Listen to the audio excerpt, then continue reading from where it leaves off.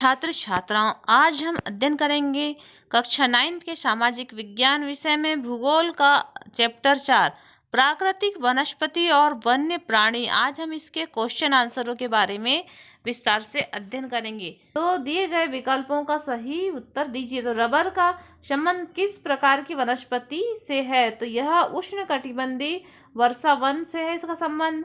Cinchona के वृक्ष वर्षा वाले क्षेत्र में पाए जाते हैं। तो कितनी सेंटीमीटर? तो 100 सेंटीमीटर वर्षा वाले भाग में पाए जाते हैं। सिमलीपाल जीवमंडल नीचल कौन से राज्य में है? तो यह उड़ीसा राज्य में है। भारत में कौन से जीवमंडल नीचल विश्व के जीवमंडल के लिए पाए गए हैं? तो यह है नंदा देवी। उसी प्रकार से हम देखते संक्षिप्त प्रश्नों के उत्तर। भारत में पादप तथा जीवों का वितरण किन तत्वों द्वारा निर्धारित होता है? तो भारत में पादपों और जीवों का वितरण भूमि और मिट्टी, तापमान और सूर्य के प्रकाश और वर्षा द्वारा निर्धारित होता है। जीवमंडल नीचल से क्या अभिप्राय है? कोई दो उदाहरण दीजिए। भारत में जैव विविधता की सुरक्षा के लिए अनेक प्रयास किए जा रहे हैं। यह योजना के अंत नीलगिरी में भारत का प्रथम जीव आरक्षित क्षेत्र बायोस्फीयर रिजर्व स्थापित किया गया है। यह कर्नाटक, तमिलनाडु, केरल के सीमावर्ती क्षेत्रों में फैला है और इसका क्षेत्रफल 5500 वर्ग मीटर है। इस योजना द्वारा के अंतर्गत प्रत्येक जंतु और पौधों का रक्षण अनिवार्य है और इसकी स्थापना 1986 में की गई है। उत्तराखंड के हिमाचल क्षेत्र में नंदा देवी का जीव आरक्षित क्षेत्र 1988 में स्थापित किया गया था। इस प्रकार से यह प्रश्न का उत्तर हुआ। अगला प्रश्न देखिए, किन्हीं दो वन्य प्राणियों के नाम बताइए जो उष्णकटिबंधीय वर्षा और पर्वतीय में मिलते हैं। उष्णकटिबंधीय वर्षा वाले क्षेत्र में हाथी, बंदर और हिरण मिलते हैं और पर्वतीय वनस्पति में चीतर, हिरण और हिम तेंदुआ और घने बालों वाले भेड़ मिलते हैं। अगला प्रश्न है, निम्नलिखित में अंतर कीजिए। तो वनस्पति जगत तथा प्राणी जगत और सदाबहार वन और पर्णपाती वन। तो वनस्पति जगत और जीव जंतु में देखिए, प्राकृतिक वनस्पति के आवरण में वन, घास, भूमियां और झाड़ियां शामिल है और जीव जंतुओं में मछलियां, पक्षी, स्तनधारी पशु, कीट और छोटे कीट और कृमि आदि शामिल हैं। भारत में पेड़ पौधों की 47 प्रकार की जातियां पाई जाती है। यहाँ लगभग 90,000 जातियों के जीव जंतु पाए जाते हैं। वनस्पति सूर्य से प्राप्त ऊर्जा को खाद्य पदार्थ में बदल सकती है और जीव जंतु अस्तित्व के लिए पूर्ण रूपेण वनस्पति जगत पर आधारित है। पौधों को दो वर्गों, फूल वाले और पौधे तथा बिना फूल वाले पौधों में बांटा गया है। जीव जंतुओं को दो वर्गों में बांटा गया है, शाकाहारी जीव तथा मांसाहारी जीव। वनस्पति जीव जंतु की पूरक होते हैं और जीव जंतु वनस्पति जगत के पूरक होते हैं। उसी प्रकार से सदाबहार वन और पर्णपाती वन में अंतर। सदाबहार वनों में वृक्ष अत्यंत सघन और लंबे तथा सदा हरे भरे रहते हैं और पर्णपाती वनों में वृक्ष कम घने, अपेक्षाकृत छोटे होते हैं तथा गर्मियों में अपनी पत्तियां गिरा देते हैं। इन वृक्षों के नीचे दलदल तथा विषैले जीव जंतु पाए जाते हैं और इन वनों के नीचे दलदल नहीं पाए जाते किंतु जंगली जानवर पाए जाते हैं। और आबनूस और महोगनी तथा रोजवुड इन वनों के व्यापारिक महत्व के वृक्ष हैं। शाल और सागौन इन वनों के महत्वपूर्ण उपयोगी वृक्ष हैं और इन वनों में एक साथ अनेक जातियों के वृक्ष पाए जाते हैं। इसमें विरल प्रकार के ही वृक्ष पाए जाते हैं। ये वन महाराष्ट्र, कर्नाटक, केरल और त्रिपुरा, मणिपुर आदि राज्यों में पाए जाते हैं और ये वृक्ष मध्य प्रदेश, उत्तर प्रदेश, पूर्वी राजस्थान आदि में पाए जाते हैं। भारत में विभिन्न प्रकार की पाए जाने वाली वनस्पतियों के नाम बताइए। तो भारत में विभिन्न प्रकार की वनस्पति उष्णकटिबंधीय सदाबहार वन, उष्णकटिबंधीय पर्णपाती वन, उष्णकटिबंधीय कटीले वन और पर्वतीय वन और मैंग्रोव वन, ये भारत में पाई जाने वाली वनस्पतियां हैं।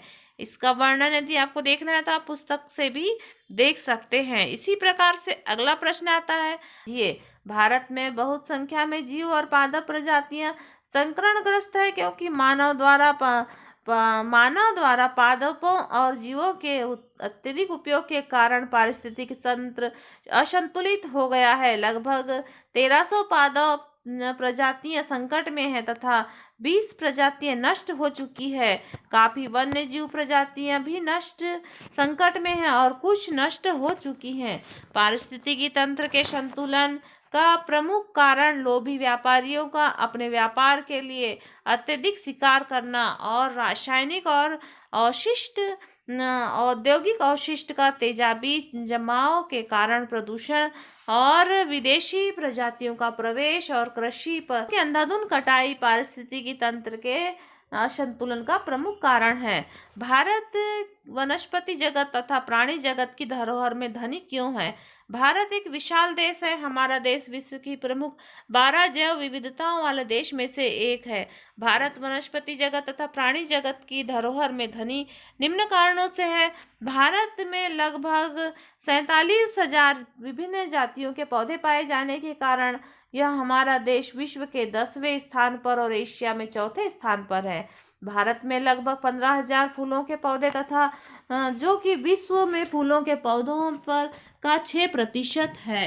भारत में बहुत से बिना फूलों के पौधे जैसे फर्न, शैवाल तथा कवक भी पाए जाते हैं।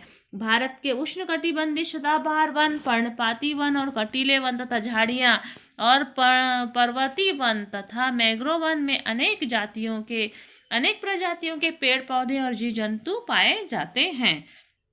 वनस्पति की भांति ही भारत विभिन्न प्रकार की प्राणी संपत्ति में भी धनी है और यहाँ जीवों के लगभग 90,000 प्रजातियां पाई जाती है। इस प्रकार से आप 4 या 5 पॉइंट में इसके उत्तर लिख सकते हैं। अब देखिए कि भारत में बहुत संख्या में जीव और पादप प्रजातियां संकटकालीन ग्रस्त हैं। उदाहरण दीजिए।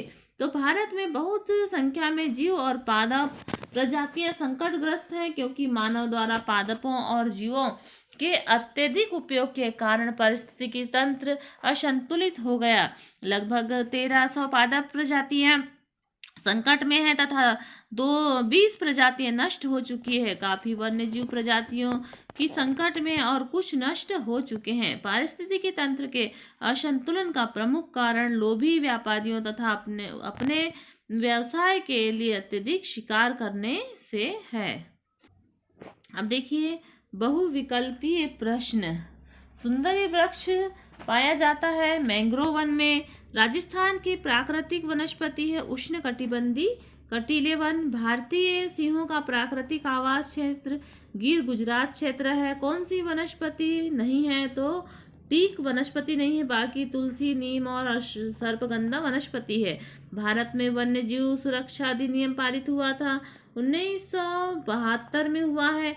जीव मंडल नीचल पचमढ़ी किस राज्य में है? तो यह पचमढ़ी मध्य प्रदेश राज्य में। कितने नेशनल पार्क हैं? तो 103 नेशनल पार्क है। अब देखिए खालिस्तान। जो वनस्पति मूल रूप से भारतीय है उसे देशज वनस्पति कहा जाता है। जो वनस्पति भारत के बाहर से आई है वह विदेशज वनस्पति कहलाती है। भारत में प्रथम जीव आरक्षित क्षेत्र नीलगिरी क्षेत्र है।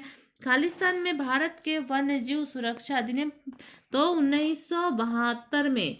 और राष्ट्रीय उद्यान में बाघ नहीं पाए जाते, तो माधव या शिवपुरी राष्ट्रीय उद्यान में बाघ नहीं पाए जाते। देश में सिंहों का प्राकृतिक आवास स्थल गुजरात का गिर क्षेत्र है।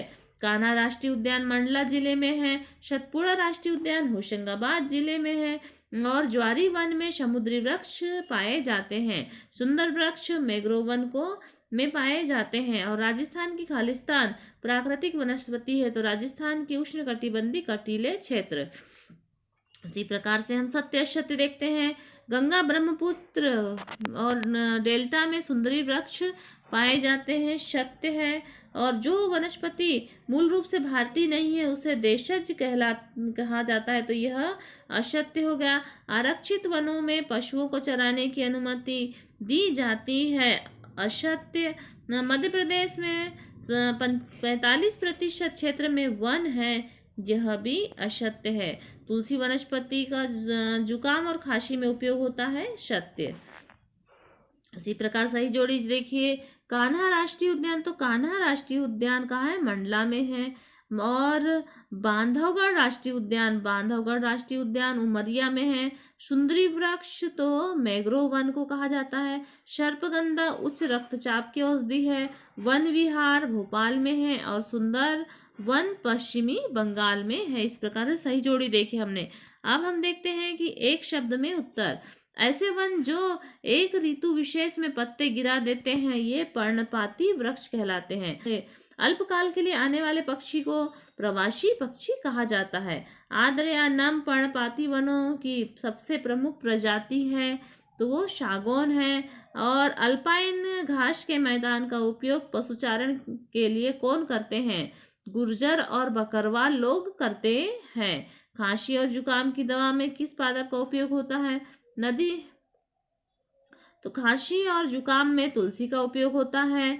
और मैंग्रोव वन भारत के किस क्षेत्र में पाया जाता है? तो नदी डेल्टाई क्षेत्र में पाया जाता है। और स्तनधारी जानवरों में सबसे अधिक महत्वपूर्ण जानवर है हाथी। और गंगा ब्रह्मपुत्र डेल्टा क्षेत्र का प्रसिद्ध जानवर रॉयल बंगाल टाइगर है।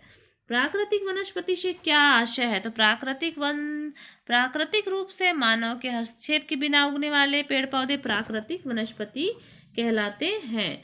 वन किसे कहते हैं? वन उस भूभाग को कहते हैं जो प्राकृतिक रूप से उगने वाले पेड़ पौधे तथा झाड़ियों द्वारा आच्छादित होते हैं। मैंग्रोव वन किसे कहा जाता है? भारत के तटीय क्षेत्र में ज्वार भाटा वाले जहां मैंग्रोव या ज्वारी वन पाए जाते हैं। देशज और विदेशज वनस्पति से क्या आशय? जो वनस्पति मूल रूप से भारतीय है उसे देशज वनस्पति, लेकिन जो पौधे बाहर से आए हैं उसे विदेशज कहा जाता है। अभ्यारण्य किसे कहते हैं? अभ्यारण्य राष्ट्रीय उद्यानों के समान ही होते हैं। ये वन्य प्राणियों को संरक्षित और प्रजातियों को सुरक्षित करने के लिए प्राकृतिक स्थल है। यहाँ बिना अनुमति के शिकार करना मना होता है। किसी क्षेत्र के वनस्पति को प्रभावित करने वाले तत्वों के नाम बताइए। किसी क्षेत्र के वनस्पति को प्रभावित करने वाले तत्व वर्षा, तापमान, आर्द्रता, मिट्टी, समुद्री तट और ऊंचाई तथा भूगर्भीय संरचनाएं हैं। अगला प्रश्न आता है, प्राकृतिक आधार पर वनों को कितने भागों में बांटा गया है? प्राकृतिक आधार पर वनों को 5 भागों में बांटा गया है। उष्णकटिबंधीय सदाबहार वन, उष्णकटिबंधीय पर्णपाती वन, पर्वतीय वन, मैंग्रोव वन और उष्णकटिबंधीय कटीले वन।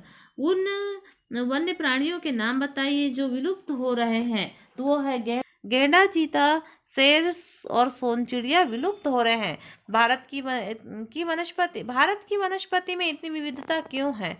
दक्षिण से लेकर उत्तर ध्रुव तक विभिन्न प्रकार की जलवायु के कारण भारत में अनेक प्रकार की वनस्पतियां पाई जाती है जो समान आकार के और अन्य देशों में बहुत कम मिलती हैं। उन्हें लगभग यह 47,000 प्रकार के पाई जाती हैं। पारिस्थितिकी तंत्र से क्या आशय है? भौतिक पर्यावरण जिसमें रहने वाले जीवों के सम्मिलित रूप को पारिस्थितिकी या परितंत्र कहा जाता है। कियांग क्या है? भारत में यह कहाँ पाया जाता है? कियांग के साथ पाए जाने वाले अन्य 2 जानवरों के नाम बताओ। कियांग तिब्बती जंगली गधा है। कियांग के साथ तिब्बती बारहसिंगा और भारल नीली भेड़ पाई जाती है। पर्वतीय वनों में कौन से जानवर पाए जाते हैं? तो पर्वतीय वनों में कश्मीरी महामृग, चीतरा और हिरण और जंगली भेड़, खरगोश और बारहसिंगा और तेंदुआ, गिलहरी पाए जाते हैं। उष्ण आर्द्र सदाबहार वनों की विशेषता बताइए। तो उष्ण आर्द्र सदाबहार वन यह भारत के उन क्षेत्रों में पाए जाते हैं जहाँ वार्षिक वर्षा 300 सेंटीमीटर से अधिक या शुष्क होती है। ये वन अत्यधिक घने होते हैं और उनके पेड़ों की लंबाई 60 मीटर होती है। इन वनों के पेड़ों के नीचे झाड़ियाँ, बेलें और लताएं पाई जाती है। इन पेड़ों की लकड़ी अत्यधिक मात्रा में कठोर और भारी होती है। इस प्रकार से आप 4 पॉइंट में इसका आंसर लिख दीजिए। भारतीय वनस्पति के प्रमुख कटिबंधों के नाम बताइए या ज्वारी वन का वर्णन कीजिए। तो देखिए कि ज्वारी वन वे वन तट के सहारे नदियों के ज्वारी क्षेत्र में पाए जाते हैं। ज्वारी क्षेत्र में मिलने के कारण इन वनों को ज्वारी वन कहा जाता है। इन ताड़, नारियल और मैंगो और नीफा और फोनेक्स आदि के वृक्ष की प्रधानता होती है। गंगा ब्रह्मपुत्र नदियों के डेल्टा में सुंदरी नामक वृक्ष पाए जाते हैं और इन वनों में सागरीय जल भरा होता है, अतः इसमें आने जाने के लिए नावों का प्रयोग किया जाता है। अब देखिए कि प्रवासी पक्षी क्या है। प्रवासी पक्षी, यह क्वेश्चन पूछा भी जाता है। उत्तरी एशिया से भारत में अल्पकाल के लिए आने वाले पक्षियों को प्रवासी पक्षी कहा जाता है। भारत के कुछ दलदली भाग प्रवासी पक्षियों के लिए प्रसिद्ध है। शीत ऋतु में साइबेरियन सारस बहुत संख्या में आते हैं और इन पक्षियों का मनपसंद स्थान कक्ष का रन होता है। जिस स्थान पर मरुस्थली समुद्र से मिलते हैं वहां लाल सुंदर कलगी वाले फ्लेमिंगो हजारों की संख्या में पाए जाते हैं। अगला प्रश्न आता है, वन संरक्षण से क्या तात्पर्य है। वन राष्ट्रीय संपदा है। यह मानव के लिए विभिन्न प्रकार के उपयोगी है। वनों से हमें प्रत्यक्ष और अप्रत्यक्ष लाभ प्राप्त होते हैं। मनुष्य की आवश्यकताएं अनंत होती हैं, जबकि इन आवश्यकताओं को पूरा करने वाले प्रकृति प्रदत्त साधन सीमित हैं। यदि हम इन साधनों का अंधाधुंध उपयोग करेंगे तो यह एक निश्चित समय के पश्चात समाप्त हो जाएंगे।